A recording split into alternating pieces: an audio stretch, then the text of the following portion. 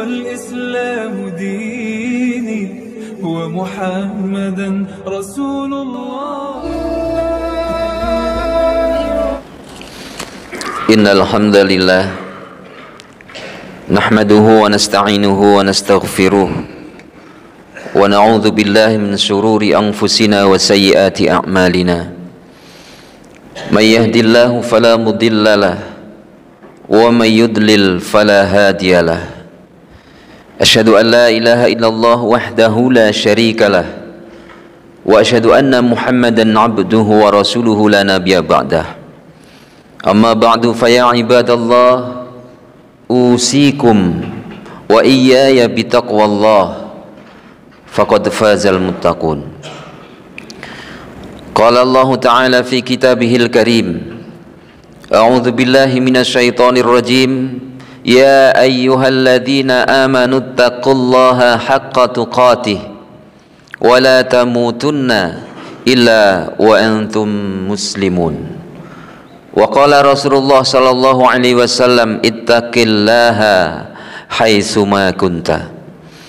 Ma'asyiral muslimin rahimakumullah, marilah kita senantiasa panjatkan puji dan syukur kehadirat Allah Subhanahu wa taala yang atas kudrah dan iradahnya pada siang hari ini kita ditakdirkan oleh Allah Subhanahu wa taala untuk bersama-sama berada di rumah Allah ini dalam rangka untuk mendekatkan diri kita kepada Allah Subhanahu wa taala, untuk meraih kecintaan dari Allah Subhanahu wa taala.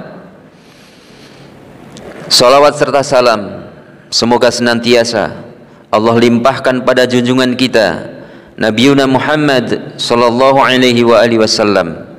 Demikian juga kepada para keluarga, sahabat dan pengikutnya yang istiqamah hingga akhir zaman. Moga-moga apa yang kita lakukan pada siang hari ini diberkahi oleh Allah Subhanahu wa taala, sehingga mudah-mudahan apa yang kita lakukan ini tercatat dan diakui oleh Allah Subhanahu wa taala menjadi bagian dari amal soleh yang mudah-mudahan akan memberatkan amal kebaikan kita di yaumil qiyamah, sekaligus mampu menjadi benteng dari azabnya Allah Subhanahu wa taala. Semoga juga maghfirah serta ampunan untuk para orang tua kita, baik yang masih hidup maupun yang telah mendahului kita semuanya. Semoga Allah memberikan ampunan kepada mereka semuanya. Allah terima amal ibadahnya, Allah jauhkan dari segala macam azab kubur, Allah jadikan kuburnya sebagai raudhah min riyadil jannah. Demikian juga kepada keluarga kita, sahabat-sahabat kita yang telah dipanggil oleh Allah Subhanahu wa taala, semoga diampuni dosa-dosanya oleh Allah Subhanahu wa taala. Ma'asyiral muslimin rahimakumullah, ketika kita menyaksikan saudara-saudara kita berbondong-bondong menuju tanah suci untuk memenuhi panggilan ilahi, melaksanakan ibadah haji, maka sesungguhnya ada hikmah yang tersirat yang harus difahami oleh setiap kaum muslimin. Ada banyak hikmah yang tidak tertulis di situ, tetapi kita semuanya harus memahami yang insya Allah ini akan membawa kebaikan kepada kehidupan di dunia, yang akan mengantarkan kepada kebahagiaan menuju akhirat. Satu dari sekian banyak hikmah yang tersirat dari pelaksanaan haji, yang kalau kita tahun ini sudah menyaksikan saudara-saudara kita sudah banyak yang berangkat menuju tanah suci. Hikmah itu diantaranya adalah bahwa sesungguhnya ketika kita melihat saudara-saudara kita melaksanakan ibadah haji, ini mengingatkan kepada kita bahwa sesungguhnya kita akan mengalami kematian. Ketika kita melihat saudara-saudara kita melaksanakan ibadah haji, maka ini sesungguhnya mengingatkan bahwa sesungguhnya kematian itu begitu dekat kepada kita. Kenapa bisa demikian? Karena pada dasarnya ibadah haji itu adalah ibadah yang merupakan latihan untuk mati. Ketika saudara-saudara kita berangkat haji, maka harta ditinggalkan. Ketika kita nanti dipanggil oleh Allah, harta pun ditinggalkan. Saudara-saudara kita yang melaksanakan ibadah haji, keluarganya ditinggalkan, kampung halamannya ditinggalkan, tanah airnya pun ditinggalkan. Demikian juga kita. Ketika kita nanti menghadap Allah Subhanahu wa ta'ala, maka sesungguhnya harta akan kita tinggalkan, keluarga tidak ada yang ikut, semuanya kita tinggalkan. Oleh karena itu yang terpenting ketika kita melihat saudara-saudara kita melaksanakan ibadah haji, kemudian ini mengingatkan kepada kita bahwa kita akan mengalami kematian cepat ataupun lambat, maka sesungguhnya yang harus kita pikirkan adalah kematian yang akan menimpa kita. Tidak perlu kita memikirkan di mana kita akan dipanggil oleh Allah. Tidak perlu kita merisaukan kapan kita akan dipanggil oleh Allah, karena tidak ada satupun manusia yang mengetahui. Wa ma tadri nafsun bi ayyi ardin tamut. Tidak ada satupun jiwa yang tahu di bumi sebelah mana akan dipanggil oleh Allah Subhanahu wa ta'ala. Tetapi ketika kita ingat kepada kematian, maka yang harus kita fikirkan adalah dalam kondisi seperti apa nanti kita akan dipanggil oleh Allah Subhanahu wa ta'ala. Apakah nanti ketika kita dipanggil oleh Allah dalam kondisi tunduk dan patuh beriman kepada Allah Subhanahu wa ta'ala, atau justru sebaliknya ketika kita dipanggil oleh Allah dalam kondisi ketika kita sedang bermaksiat kepada Allah, kita sedang melakukan perbuatan yang dimurkai oleh Allah, kita sedang melaksanakan amalan-amalan yang akan mengundang azab serta murkanya Allah. Na'udzubillah min dzalik. Ketika kita melihat kematian ini, maka yang harus kita lakukan adalah melakukan persiapan, sehingga ketika kita nanti dipanggil oleh Allah, dipanggil dalam kondisi yang husnul khatimah. Dan ini Allah Subhanahu wa ta'ala perintahkan, dan ini merupakan kematian terbaik. Ya ayyuhalladzina amanu taqullaha haqqa tuqatih wa la tamutunna illa wa antum muslimun. Wahai orang-orang yang beriman, bertakwalah kalian kepada Allah dengan takwa yang sesungguh-sungguhnya. Wa la tamutunna illa wa antum muslimun. Jangan sekali-kali kalian mati melainkan dalam keadaan muslim, melainkan dalam keadaan tunduk dan patuh kepada Allah Subhanahu wa ta'ala. Ma'asyiral muslimin rahimakumullah. Allah Subhanahu wa ta'ala mengajarkan kepada kita sebuah doa, yang doa ini diabadikan oleh Allah dalam surah Al-A'raf, surat nomor 7 ayat 126.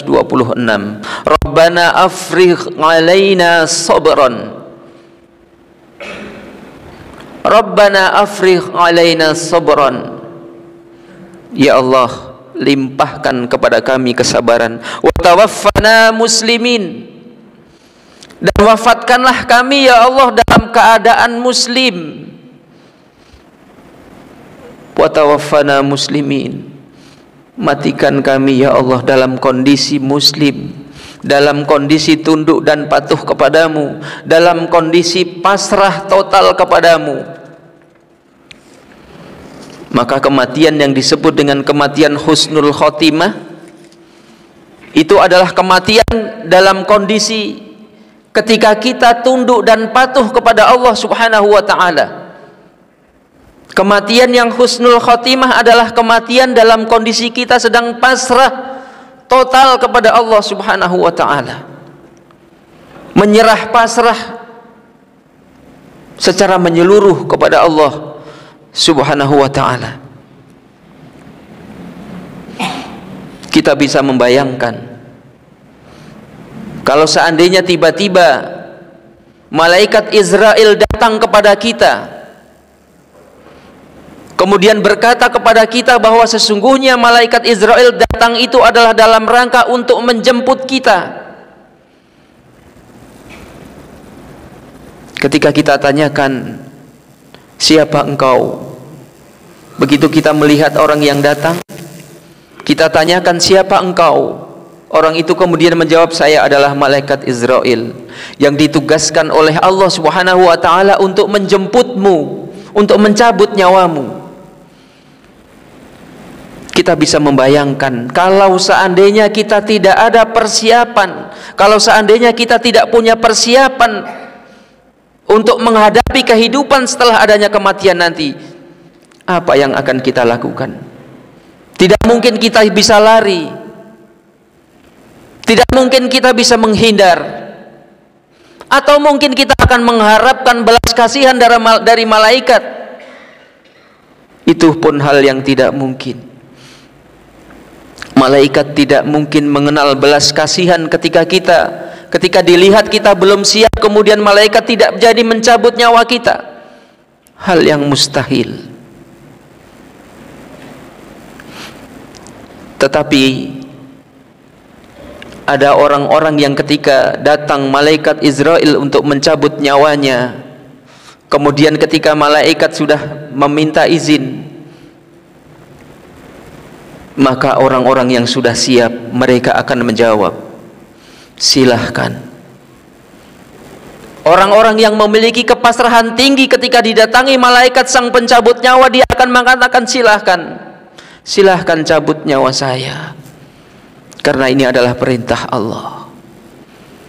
Bahkan dalam tahapan tertentu, ketika orang yang kepasrahannya semakin tinggi, dia bukan hanya sekedar mengatakan dipersilahkan, dia justru akan bertanya, kenapa baru sekarang saya dicabut nyawanya, kenapa tidak dari kemarin-kemarin?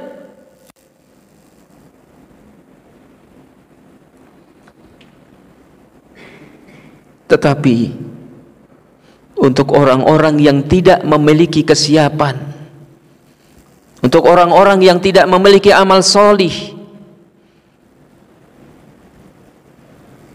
padahal sesungguhnya telah bertahun-tahun kita sadar betul bahwa sesungguhnya ini kita kurang bekal ketika menghadap Allah. Bahkan sejak 10 tahun yang lalu, 20 tahun yang lalu, kita sudah sadar betul. Ketika kita ditanya apakah sudah siap mati, kita hanya menjawab, belum siap amal. Tetapi itu sudah kita sadari sejak 10, sejak 20, sejak 30 tahun yang lalu bahkan. Tapi toh ternyata hingga saat ini kita masih berleha-leha, kita masih bersantai-santai, tidak ada persiapan sama sekali untuk menghadap kepada Allah Subhanahu wa taala. Ketika orang-orang tidak memiliki persiapan itu, maka ketika malaikat Israel datang, apa yang dikatakan? Dia tidak mengatakan silahkan cabut nyawa saya, dia tidak mengatakan kenapa baru sekarang nyawa saya akan dicabut, tapi dia akan mengatakan, Rabbi laula akhartani ila ajalin qarib,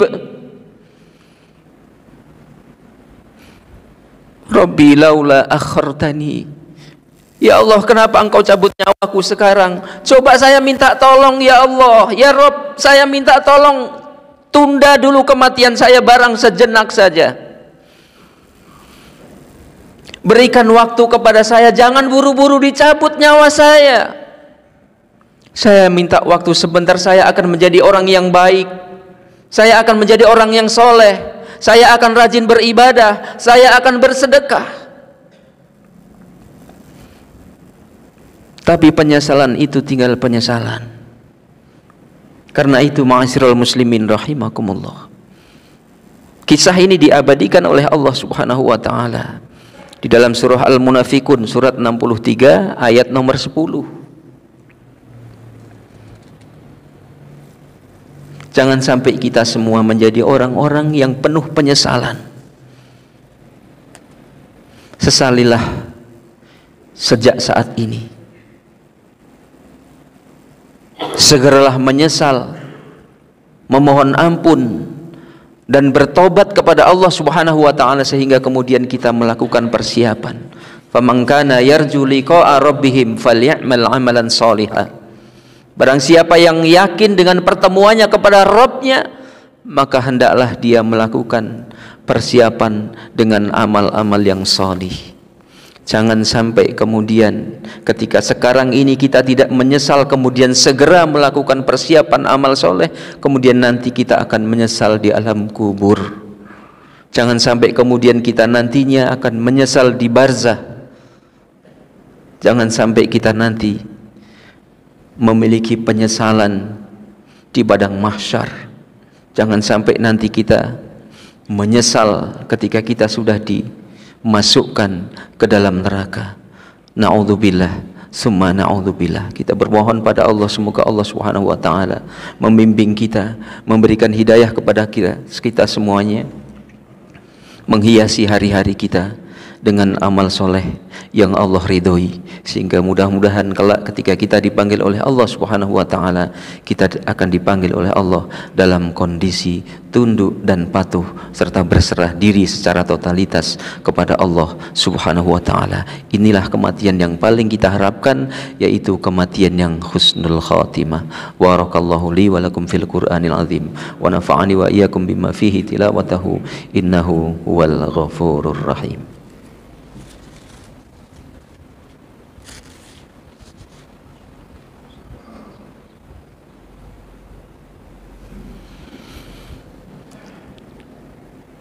Alhamdulillah alladzi arsala rasulahu bil huda wa dinil haq liyudhhirahu 'ala ad-dini kullihi wa kafa billahi shahida. Asyhadu an la ilaha illallah wahdahu la syarika lah wa asyhadu anna Muhammadan 'abduhu wa rasuluhu la nabiyya ba'dah. Wa ba'du. Alhamdulillah, Allahumma shalli 'ala sayyidina Muhammad wa 'ala ali sayyidina Muhammad. Masallaita ala Sayyidina Ibrahim wa ala ali Sayyidina Ibrahim wa barik ala Sayyidina Muhammad wa ala ali Sayyidina Muhammad kama barakta ala Sayyidina Ibrahim wa ala ali Sayyidina Ibrahim fil alamina innaka Hamidum Majid. Sedikit saya lanjutkan. Ma'asyiral muslimin rahimakumullah, kenapa ketika kita melihat saudara-saudara kita yang sedang berhaji itu kemudian kita mengingat kepada sebuah kematian? Karena pertama tadi saya sampaikan bahwa orang yang berhaji meninggalkan semuanya. Semuanya ditinggalkan. Kemudian nanti ketika sedang menggunakan pakaian ihram itu juga mengingatkan kepada kita bahwa pakaian ihram itulah seperti kain kafan yang kelak akan kita gunakan ketika kita dimasukkan ke dalam kubur. Kemudian orang yang berhaji itu juga mengucapkan kalimah talbiyah, yang kalimah talbiyah ini juga mengingatkan kepada kita kalau pada saat ini ada panggilan Allah, ada panggilan solat, ada panggilan haji dengan kalimah talbiyahnya labbaik Allahumma labbaik, tetapi nanti ada panggilan yang sesungguhnya, yaitu panggilan kematian. Kalau jamaah haji dengan menggunakan pakaian ihram, maka ketika sudah dipanggil dengan panggilan kematian, itulah pakaian yang akan kita kenakan, yaitu kain kafan yang tidak berjahit. Jamaah haji juga mengingatkan kepada kita dengan kematian, karena jamaah haji nanti akan dikumpulkan di Arafah ketika mereka sedang wukuf, dan inilah yang senantiasa mengingatkan kepada kita bahwa ketika wukuf di Arafah itu, maka sesungguhnya ini mengingatkan bahwa sesungguhnya nanti manusia akan dikumpulkan di padang mahsyar yang luasnya tidak berujung. Disitulah nantinya kita akan menerima nasib baik dan buruk kita. Disitulah nantinya akan ditentukan nasib buruk dan baik kita di surga ataupun di neraka. Semoga Allah Subhanahu wa taala senantiasa bimbing kita, sehingga mudah-mudahan Allah Subhanahu wa taala senantiasa limpahkan kepada kita keberkahan untuk kita semuanya dan untuk keluarga kita. Mudah-mudahan Allah senantiasa himpun nantinya di dalam surganya Allah Subhanahu wa taala, sebagaimana janji Allah, walladzina amanu wattaba'athum dzurriyyatuhum biimanin alhaqna bihim dzurriyyatahum. Sungguh orang-orang yang beriman itu nantinya akan dihimpun di dalam surganya Allah Subhanahu wa taala disebabkan karena keimanannya bersama-sama dengan keluarganya, bersama-sama dengan anak-anaknya, bersama dengan cucu-cucunya. Insyaallah mudah-mudahan kita senantiasa mintakan kepada Allah Subhanahu wa taala. Terakhir marilah kita sejenak kita angkat kedua tangan kita mohonkan kepada Allah dengan harapan semoga apa yang kita pinta ini didengar dan diijabah oleh Allah Subhanahu wa taala. Alhamdulillahi ala ni'matil imani wal islam. Alhamdulillahi ala ni'matil ukhuwah. Alhamdulillahi ala ni'matil hidayah. Alhamdulillahi ala ni'matil maghfirah. Allahumma ighfir lil mu'minina wal mu'minat wal muslimina wal muslimat الأحياء منهم والأموات إنك سميع قريب مجيب دعوات ويا قاضي الحاجات اللهم اقسم لنا من خشيتك ما تحول به بيننا وبين معصيتك ومن طاعتك ما تبلغنا بها جنتك ومن اليقين ما تهون به علينا مصائب الدنيا ومتعنا اللهم بأبصارنا وأسماعنا وقوتنا أبدا ما أحييتنا اللهم عافنا في بدننا اللهم عافنا في سمعنا اللهم عافنا في بصرنا ربنا تقبل منا إنك أنت السميع العليم وتب علينا إنك أنت التواب الرحيم ربنا آتنا في الدنيا حسنة وفي الآخرة حسنة وقنا عذاب النار سبحان ربك رب العزة عما يصفون وسلام على المرسلين والحمد لله رب العالمين عباد الله إن الله يأمركم بالعدل والإحسان وإيتاء ذي القربى وينهى عن الفحشاء والمنكر والبغي يعظكم لعلكم تذكرون فاذكروا الله العظيم يذكركم واشكروه على نعمه يزدكم ولذكر الله أكبر أقيم الصلاة